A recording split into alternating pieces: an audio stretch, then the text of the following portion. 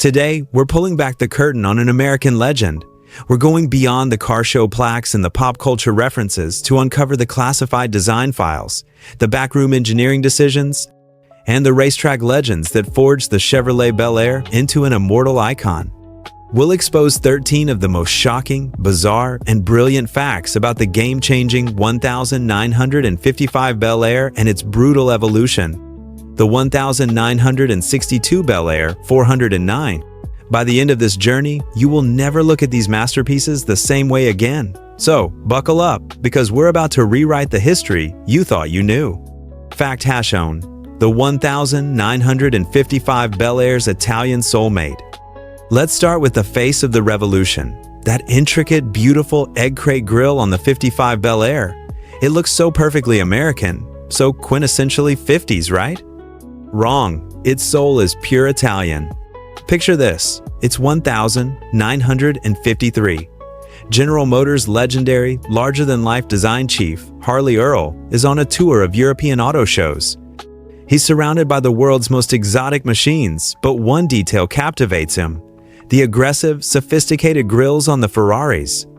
He was mesmerized by their exotic allure, a look of performance and luxury that was worlds away from Detroit's family sedans. He returned to Michigan with a radical vision. He insisted that the new, redesigned Chevrolet needed that same exotic flair. His design team was floored. They thought he was crazy. A Ferrari-inspired grille on a family car that would sell for around $2,000? It was an audacious gamble. But Harley Earl was not a man you said no to. The result was the iconic crosshatch pattern that became the 55 Bel Air's signature. The incredible irony is that in 1955, most buyers had never even heard of Ferrari. They just knew the front of their new Chevy looked futuristic and exciting, unaware they were driving a piece of Maranello's magic hidden in plain sight. Fact #2: the engine revolution with a shocking omission. Under that hood lay another revolution: Chevrolet's first modern small-block V8, the legendary 265. This engine would become the foundation for millions of future power plants. It was a masterpiece of lightweight, overhead valve design, but it was launched with a secret that would make any modern mechanic's skin crawl. Many, if not most, 1955 Bel Airs rolled off the assembly line without an oil filter. Let that sink in. Chevrolet introduced this groundbreaking engine, the heart of their new image, and made the single most important component for its longevity an optional extra. Base model V8s relied on nothing more than the oil's natural settling process and a primitive screen in the oil pump. If you wanted to protect your brand new engine from metal shavings and contaminants, you had to pay your dealer extra to install a bulky canister filter on the side of the block. It was a cost-saving measure that reflected an older, more primitive era of automotive thinking. Today, finding an original, unrestored 55 without an oil filter is a shocking time capsule, a reminder that even the greatest legends sometimes have a skeleton in their closet. Fact #3: the dawn of the modern age, the 12-volt revolution.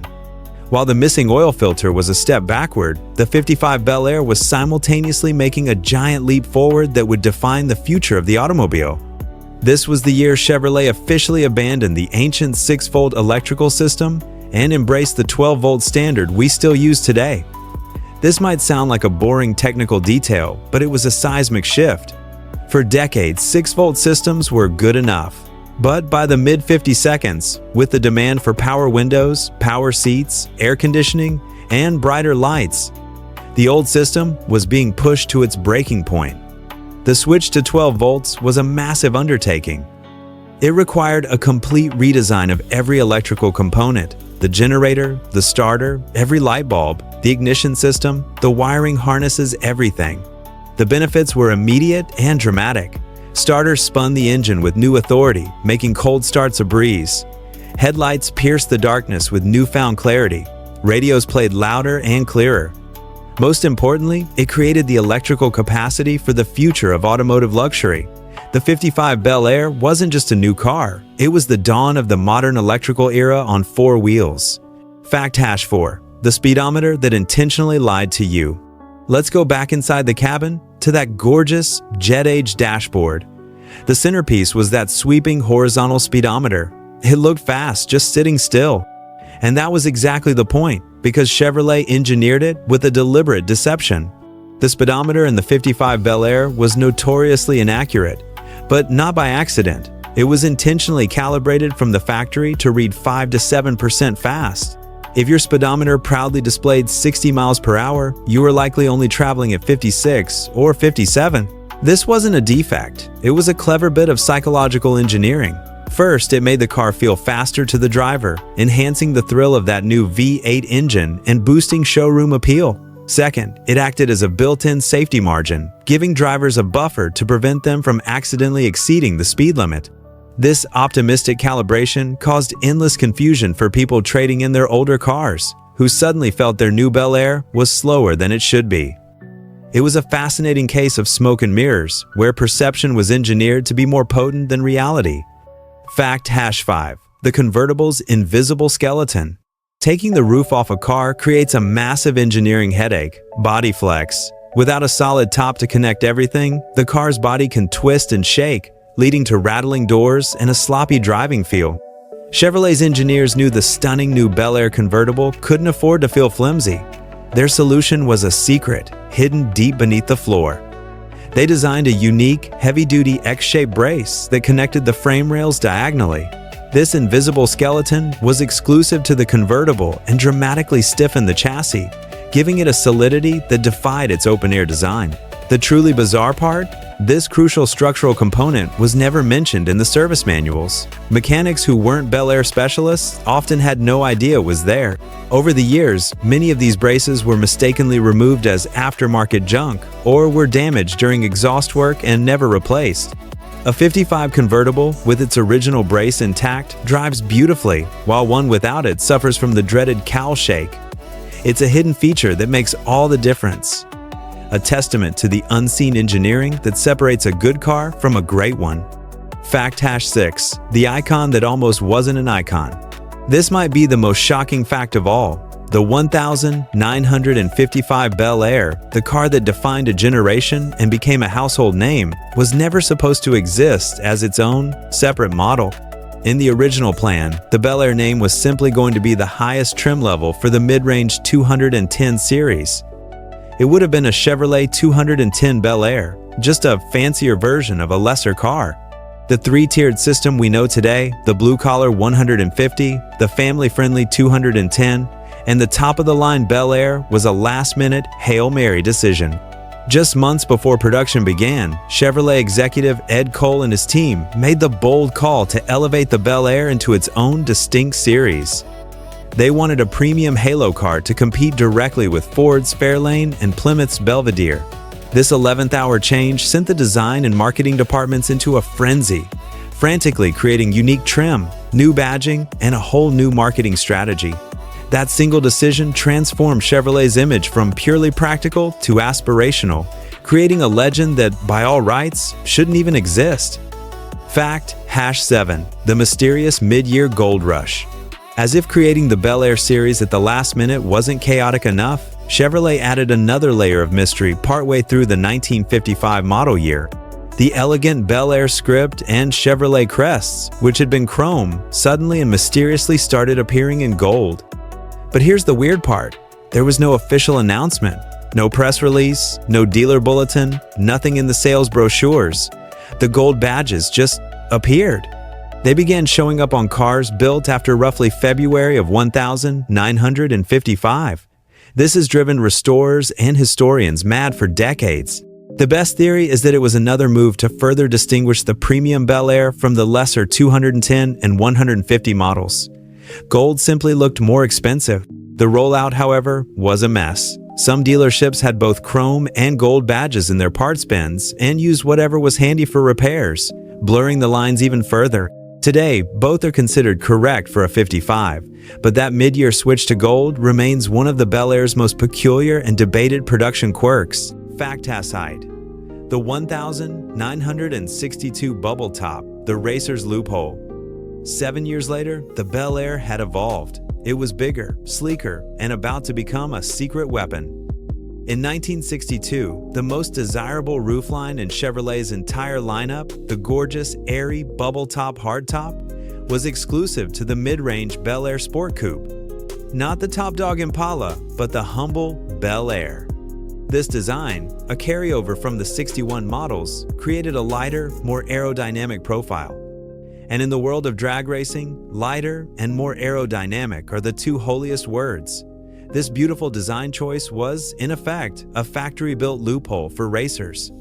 The Bel Air bubble top was significantly lighter than its more luxurious Impala SS counterpart, shedding precious pounds of trim, insulation, and creature comforts. For a serious drag racer, all that Impala bling was just dead weight. The Bel Air was a blank canvas for speed. Fact #9, the perfect number. 409 horsepower from 409 inches. And the heart of that Bel Air race car was an engine that became a legend in its own right, immortalized in song, the mighty 409. In its ultimate street form, it was equipped with two massive 4-barrel carburetors, and it produced exactly 409 horsepower. This wasn't a happy accident. It was a stroke of marketing genius. Chevrolet's engineers specifically tuned the engine, using a solid lifter camshaft and those dual Carter AFB carbs to hit that magic number. They achieved the holy grail of 1 horsepower per cubic inch. What's truly wild is that they could have easily made more. Internal tests showed the engine was capable of 425 horsepower without breaking a sweat. But the marketing department knew that the poetry of 409 from 409 was too perfect to pass up.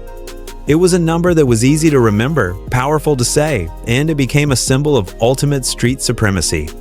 Fact has on a 0. The ultimate sleeper, a bench seat and 409 horses. So, you walk into your Chevy dealer in 1962 and order the most powerful engine they make. What kind of high-performance interior do you get? Sporty bucket seats? A center console? Not in a Bel Air. You could order a 409-powered Bel Air with enough grunt to embarrass Corvettes, and it came standard with a wide, slippery, vinyl bench seat, the same kind of seating you'd find in your grandmother's grocery getter. Bucket seats were reserved for the heavier, flashier Impala SS. This created the ultimate sleeper. From the inside, it looked like a sensible family sedan. But a stomp on the gas pedal would unleash hell, sliding anyone on the bench seat clear across the cabin. Racers, however, secretly preferred it. The bench seat was lighter than the bucket seat setup by about 35 pounds. It was yet another small advantage that made the plain Jane Bel Air the smarter choice for the drag strip. Fact hasn't won the factory race car. Just check the delete box. How serious was Chevrolet about turning the Bel Air 409 into a racetrack dominator? They would literally pay you to make your car lighter and faster from the factory. All you had to do was check the right boxes. You could order a Bel Air 409 with heater delete and radio delete options. These weren't dealer modifications. They were official factory RPO codes. Checking the heater delete box removed the heater core, blower motor, and all the hoses, saving 35 pounds and cleaning up the engine bay. Radio delete knocked off another 15 pounds and removed the antenna, slightly improving aerodynamics. Hardcore racers would order their cars this way, along with manual steering and manual brakes, to create the lightest possible combination. These delete plate cars were miserable to drive on a cold day, but they were absolute terrors on the drag strip. It was Chevrolet's not-so-subtle way of selling a race car with a warranty. Fact hasn't 2. The upside-down heart of the beast, the W engine. The 409 wasn't just big, it was bizarre. Its secret lies in a truly unique and unconventional design that sets it apart from nearly every other V8 engine. It was nicknamed the W engine, and its design was literally upside down.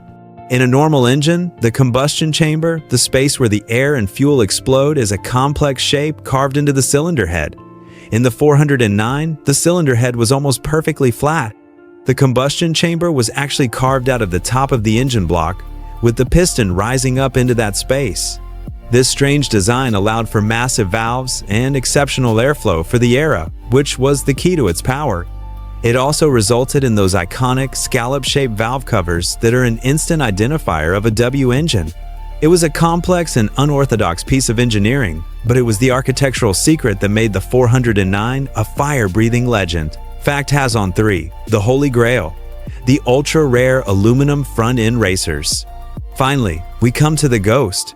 the mythical beast that represents the absolute pinnacle of the Bel Air 409's racing evolution. While racers were ordering lightweight Bel Airs, Chevrolet's Skunk Works was building something even more extreme for their factory-backed heroes. Late in 1962 and into '63, Chevrolet produced a handful of ultra-rare, purpose-built drag cars. While most were badged as Impalas, the technology was pure Bel Air philosophy. These cars, known by the RPO code Z11, had their front ends secretly remade in aluminum. The hood, the fenders, the front bumper, and other brackets were all stamped from lightweight aluminum instead of steel. This incredible modification shaved over 200 pounds off the nose of the car, drastically improving weight transfer and traction. Combined with a larger 427 cubic inch version of the W engine, these were factory-built monsters that were nearly unbeatable. They were never sold to the public and were delivered to a select few racing teams. Most were raced hard and scrapped, but a few survive today as priceless artifacts, the ultimate expression of the Bel Air's journey from a stylish family car to a lightweight drag strip king. From a Ferrari-inspired grille on a family sedan to a secret aluminum warrior built for the drag strip, the Chevrolet Bel Air is so much more than just a classic car. It's a time capsule of ambition, of brilliant engineering, of clever marketing, and of a relentless desire to win. These cars are living history, but the story isn't just in the history books, it's in your garages and in your memories, and that's where you come in. Have you ever owned, driven, or even just wrenched on a 55 Bel Air or a 62 Bel Air 409? What's your story? Did your dad have one? Did you see one at your first car show? Share it in the comments below. Let's build a library of our own community's experiences and keep these incredible stories alive. If this journey into automotive history got your engine running, do us a huge favor and hit that like button. It lets us know that these stories matter. And to make sure you never miss our next deep dive into the secrets of legendary cars, slam that subscribe button and ring the notification bell. A huge thank you for spending your valuable time with us today. Until next time, keep the passion alive.